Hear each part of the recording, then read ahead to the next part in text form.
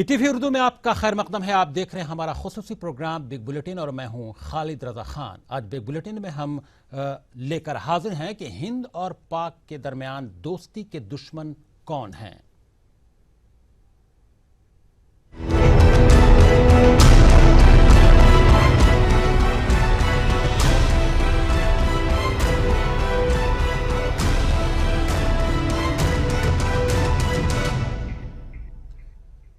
हिंद पाक दोस्ती एक ऐसा ख्वाब है जिसके शर्मिंदा ताबीर होने की बेशतर लोग ख्वाहिश करते हैं, लेकिन सियासत, मफाद परस्ती, फिरका परस्ती और सरहदी तनाज़ा इस दोस्ती की सबसे बड़ी रुकावट बन जाती है। हिंदुस्तान हो या फिर पाकिस्तान, दोनों ममालिक दोस्ती और रिश्तों को मजबूत बनाने की बातें तो करते हैं, लेकिन नतीजा सरहदी तनाज़े पर आकर रुक जाता है। खारजा सतह की बातचीत होती है, वज़ीर-ए-आज़म मोदी अचानक से नवाज शरीफ से मिलने पाकिस्तान पहुंच जाते हैं। बैरून ममालिक में अचानक ही दोनों ममालिक के लीडरान एक ही सोफे पर बैठकर मीटिंग करते हैं, लेकिन ये दोस्ती सिर्फ टेलीविज़न के स्क्रीन पर ही जानदार नजर आती है। आखिर क्या वजह है कि हिंद पाक दोस्ती मजबूत नहीं हो पा रही है? इस सवाल का जवाब पाकिस्तान की जानिब से आया है। पाकिस्तान के वज़ीर दाखिला चौधरी निसार अली खान के मुताबिक हिंदुस्तान की हिंदू नवाज तंजीमें और सियासी पार्टी और आरएसएस, शिवसेना और अभिनव भारत जैसी तंजीमें हिंद पाक दोस्ती की सबसे बड़ी दुश्मन हैं।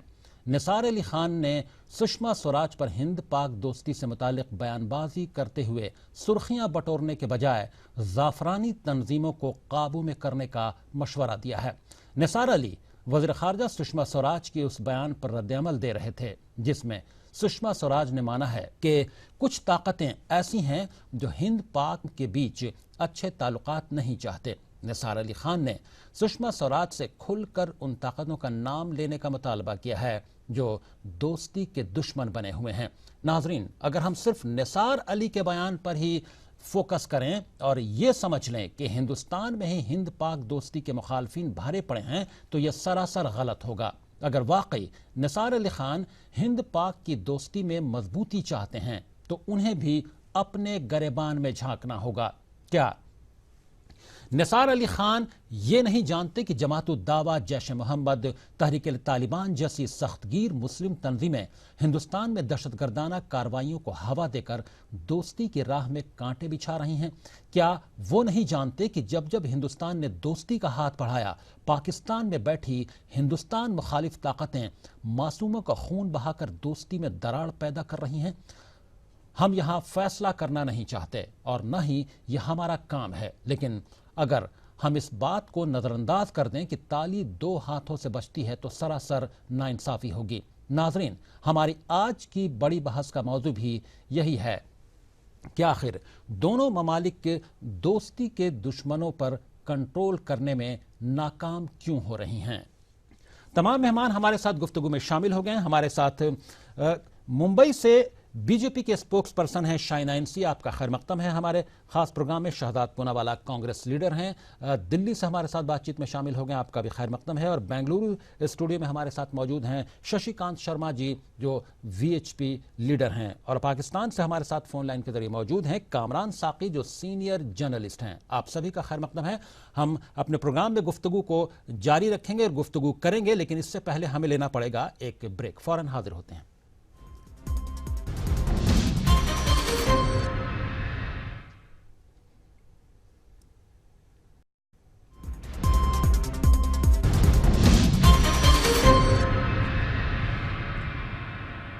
ब्रेक के बाद ईटीवी उर्दू में आपका फिर खैर मकदम है। आप देख रहे हैं हमारा खुसूसी प्रोग्राम बिग बुलेटिन और आज हम बात करें हिंद पाक दोस्ती के दुश्मन कौन हैं। और तमाम मेहमान हमारे साथ गुफ्तगू में मौजूद हैं।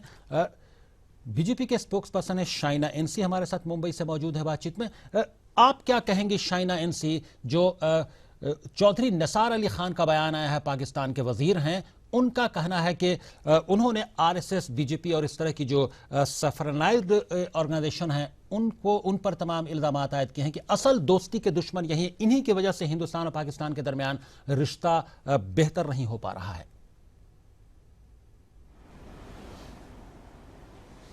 शायद उनको राष्ट्रीय स्वयंसेवक संघ के बारे में पता नहीं, जानकारी नहीं, और जो उनको जानकारी की आवश्यकता है तो पहले वो पढ़ें कि संघ क्या करता है। संघ एक नेशनलिस्टिक ऑर्गेनाइजेशन है जो 100 से ज़्यादा वर्टिकल्स में काम करते रहते हैं, जो नक्सलवाद हो या फिर वृद्ध आश्रम्स या फिर सीनियर सिटीजन्स के लिए या फिर एजुकेशन को लेके इतने सारे मुहिम है संघ के, सेवा भारती हो, जितने सारे प्रकल्प जो शायद समझना भी उनके समझ के बाहर है। मैं सिर्फ ये कहना चाहती हूँ कि बार बार ये ब्लेम गेम यहाँ कहना कि आप संघ को सुनते हैं इसलिए बातचीत नहीं होती है, वहाँ दूसरी तरफ से आपको ये देखना है कि पाकिस्तान के साथ रुकावट हुई है तो क्यों? क्योंकि बार बार विश्वासघात हुआ है। पठानकोट में हुआ क्या? लेकिन बात तो वही ब्लेम गेम की हो जाती है, बात वहीं पर आकर रुक जाती है। दोनों तरफ से कोशिशें होती हैं हुकूमत की जानिब से, लेकिन बीच में कुछ ऐसी ताकतें हैं दोनों तरफ जो जिनकी वजह से कुछ न कुछ मामला आगे बढ़ते बढ़ते रुक जाता है। आपके पास आते हैं शाइना इंसी साहिबा, हमारे साथ मौजूद है शहजाद पूनावाला साहब, कांग्रेस लीडर। आप क्या कहेंगे शहजाद पूनावाला साहब, यहाँ जो चौधरी निसार अली खान का कहना है, जो वजीर दाखिला हैं, मिनिस्टर हैं पाकिस्तान के RSS और जो सफरनाइज्ड ऑर्गेनाइजेशन है हिंदुस्तान की, वो जिम्मेदार हैं, असल उसी वजह से हिंदुस्तान और पाकिस्तान का रिश्ता बेहतर नहीं हो पा रहा है।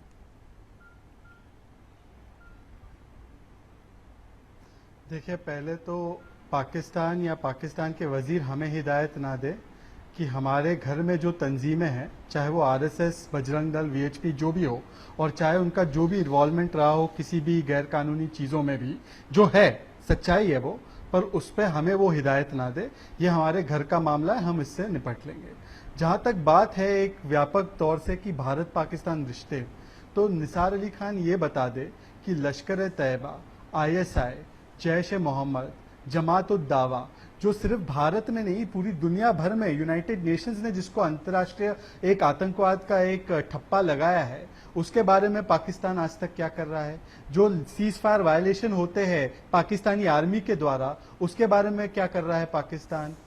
देखिए, प्रॉब्लम ये पाकिस्तान की नहीं है, प्रॉब्लम हमारी है। प्रॉब्लम ये है कि मोदी जी जो खुद RSS के प्रचारक है, वो नवाज शरीफ के घर जाते हैं, उनको इतना दावत देकर आते हैं, बातचीत करके आते हैं, पर उसका जो है वो समझ नहीं पा रहे। पाकिस्तान उसका एक मोटिव है वो नहीं समझ पा रही है। जी जी। 10 सिर की बात करती थी सुषमा स्वराज जी, आज 10 सिर तो छोड़िए, उनको फुसला रहे हैं, मना रहे हैं, बातचीत कर रहे हैं, ज्वाइंट इन्वेस्टिगेशन टीम को बुला रहे हैं, ISI को बुला रहे हैं कि पठानकोट में क्या हुआ, और सामने पाकिस्तान क्या कर रहा है? पाकिस्तान कह रहा है कि आप RSS को देखिए, पाकिस्तान कह रहा है कि आप ही के लोगों ने पठानकोट किया, पाकिस्तान हमें परमिशन नहीं। कुल मिलाकर आवाम जो चाहती है दोनों मुल्कों की, वो नहीं हो पा रहा है, चाहे वजह कुछ भी हो, चाहे ब्लेम गेम, ये ब्लेम गेम हमेशा होता रहता है हिंदुस्तान पाकिस्तान के मामले में। हम आपके पास आते हैं शहजाद पूनावाला साहब, हम बात करते हैं कामरा, आपके पास आते हैं कामरा जी। एक बात सिर्फ जोड़ना चाहता हूं, जी, एक बात सिर्फ छोटी सी जोड़ दूं। देखिए, जियाउल हक ने तालिबान और वहां के जो आज आतंकवादी है उनको उन सांपों को दूध पिलाकर पैदा किया, और वो सांप आज पाकिस्तान को डस रहे हैं। आज मोदी जी की हुकूमत में RSS, बजरंग दल को भी ये दूध पिलाया जा रहा है कि वो किसी और को नुकसान पहुंचाए, मुसलमानों को नुकसान पहुंचाए। ये सांप जो ये लोग आस्तीन के सांप पाल रहे हैं, ये हमें भी डसेंगे। पाकिस्तान से ही हम लोग ये सबक सीख ले, ये भी एक सच्चाई है। जी, शशिकांत शर्मा जी VHP लीडर हैं हमारे साथ, आप क्या कहें?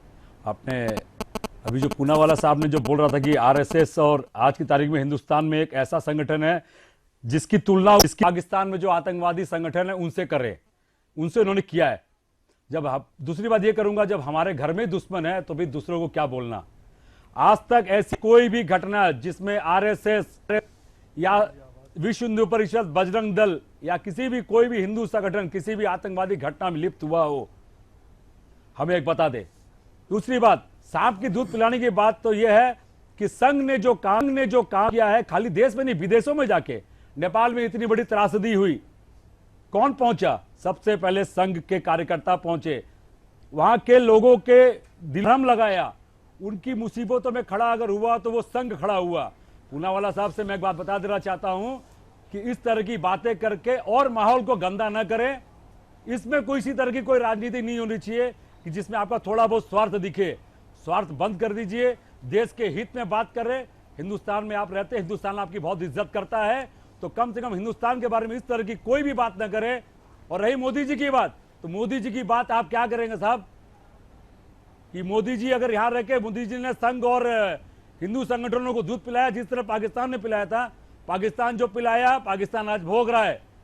हिंदुस्तान के अगर मोदी जी के बारे में आप बोलते हैं कि मोदी जी किसी हिंदू संगठन को यहां दूध पिला रहे हैं और वही हालत होने वाली जो पाकिस्तान की हुई है, ये आपकी गलतफहमी है जी। हम लोग कोई आतंकवादी संगठन नहीं, हम लोग एक ऐसा संगठन है जी चलिए, हम लोग की बुराई, हम इंटरनल पॉलिटिक्स से ज्यादा हम इस बात पर, हमारा आज का मौजूद जो है, जो टॉपिक है वो ये है कि हिंदुस्तान पाकिस्तान के दरमियान जो रिश्ते हैं वो क्यों नहीं सुधर पा रहे हैं। वो जो इल्जामात उधर से आए हैं उस पर हम बातचीत करें। हमारे साथ शाइना एनसी जी भी मौजूद हैं, उनसे भी बात करेंगे, लेकिन प्रोग्राम में वक्त हो गया एक ब्रेक का, फौरन हाजिर होते हैं और इसी गुफ्तगू को आगे बढ़ाएंगे।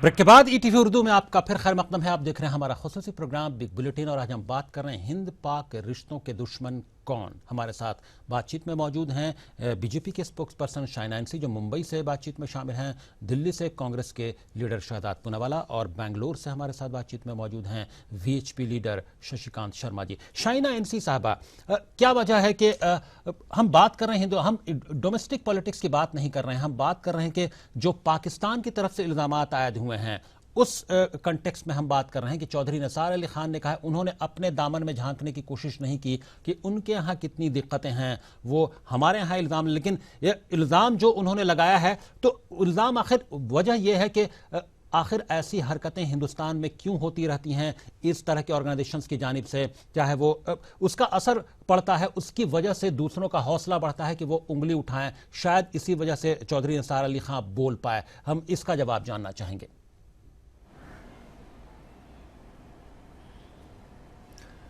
देखिए, सबसे पहले तो पाकिस्तान का कोई हक नहीं बनता है कि वो हमें सुझाव दें या वो हमारे ऊपर टिप्पणी करें। जो उनको सही मायने में कोई मुद्दा का समस्या का हल करना है तो पहले वो ये तो एक्सेप्ट करे कि जो आतंकवाद। लेकिन शाइना एनसी साहब, एक बार मैं यहाँ पर रोकूंगा कि अगर कोई ऐसा लीडर यहाँ हिंदुस्तान में अगर ये बात कहता है कि जिनको ये पसंद नहीं वो पसंद नहीं वो पाकिस्तान चले जाएं और यहाँ रहने की शर्त यहाँ बार बार ये कहा जाए कि अपनी नेशनलिटी या अपनी राष्ट्रभक्ति साबित कीजिए, तब दूसरों को मौका मिलता है। सारे लोगों की नकारात्मक सोच है, बहुत सारे लोगों की नकारात्मक सोच है। मैं उसके प्रति टिप्पणी नहीं करना चाहती हूँ। मैं सिर्फ ये कहना चाहती हूँ कि आज जो भारत इस मुकाम पर पहुँची है जहाँ हम तय करें कि डायलॉग किस दिशा में जाएगी और किस दिशा में हम चर्चा करना चाहते हैं, जहाँ हमारे आदरणीय प्रधानमंत्री ने स्पष्ट किया है कि कश्मीर का मुद्दा कोई मुद्दा नहीं है जिसके ऊपर चर्चा होने वाली है, चर्चा होगी तो सिर्फ आतंक को लेके। अब तक जो 26/11 के गुनहगार हैं जो पाकिस्तान में बैठे हैं उनके प्रति भी कोई कार्रवाई नहीं हुई है। इंटरनेशनल कोर्ट्स ने ये साबित किया है कि कौन से लोग थे जो पाकिस्तान में आज बैठे हैं और उन्होंने कैसे आतंकवाद को फैलाया है। मैं मानती हूँ कि उनका कोई हक नहीं बनता है संघ या बीजेपी की सरकार के प्रति टिप्पणी करना। जो वो अपने आप को बचाना चाहते हैं और सिर्फ डिबेट को डिफ्लेक्ट करना चाहते हैं तो उनके नियत में खोट है। हमें कुछ बोलने की आवश्यकता नहीं है क्योंकि जो राजनीतिक इच्छा शक्ति नहीं थी पिछले शासनकाल में वो इस बार है और मोदी जी मुंह तो जवाब देंगे जब देना है तब। चलिए, कितना मुंहतोड़ जवाब देते हैं ये जानते हैं शहजाद पूनावाला साहब। शहजाद पूनावाला साहब, जो शाइना एनसी साहिबा बोल रही हैं, आप इत्तफाक करते हैं?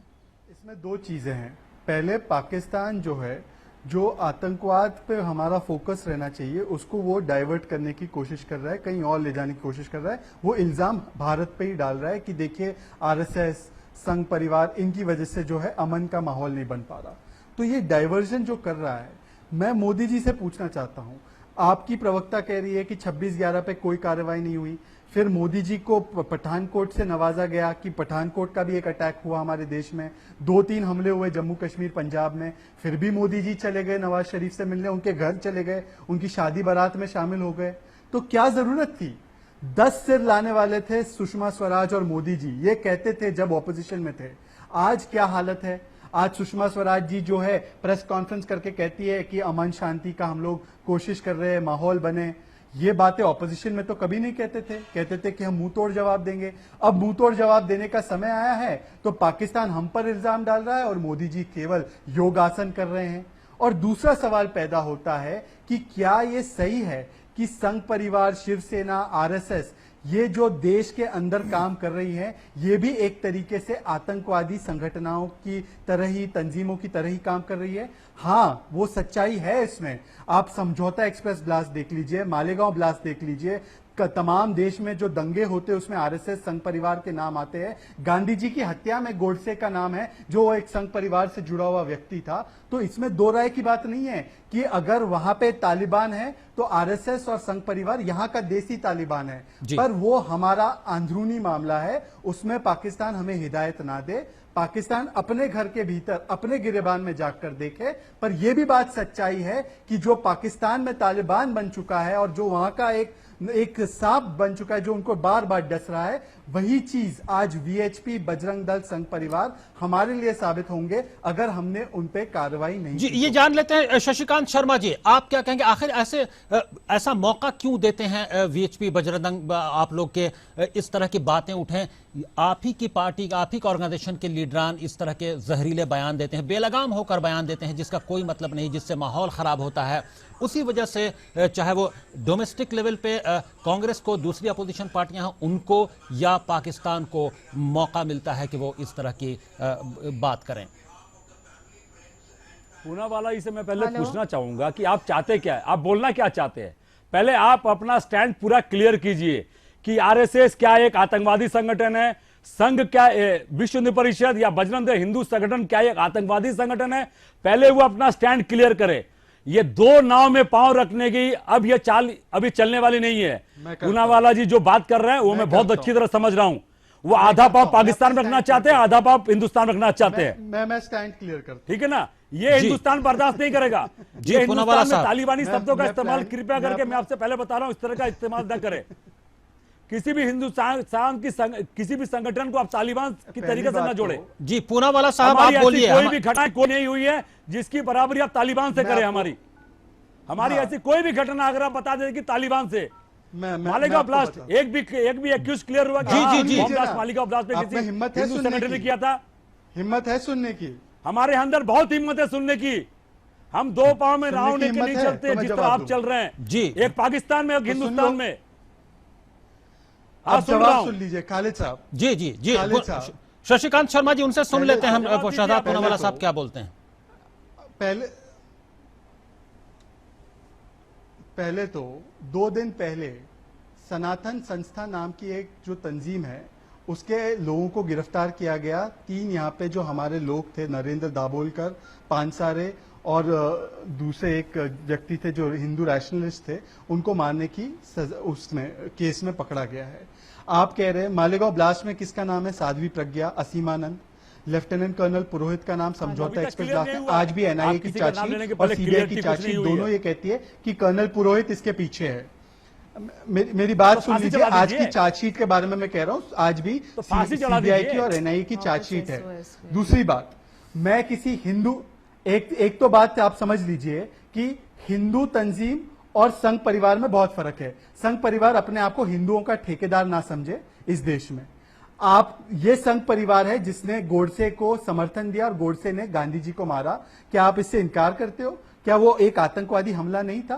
क्या तमाम बंबई के दंगे से लेकर गुजरात के दंगों में वीएचपी के लोगों को नहीं पकड़ा गया है? वीएचपी के एक व्यक्ति को अभी सजाए उम्र कैद की सजा हुई है गुजरात के दंगों में, जो गुलबर्ग के मामले में। आप उड़ीसा के दंगे ले लीजिए, वहां पे बजरंग दल के लोगों को सजा हुई है। ये तमाम तंजीमें दंगे कराती है, आतंकवाद के। आपको जो कहना है कहिए, जो सच्चाई का सामना नहीं कर सकता नहीं तो आप जो भी बात करें जरा सोच समझ के करें। में गलती की, आज मोदी जी वही गलती कर रहे हैं। इन लोगों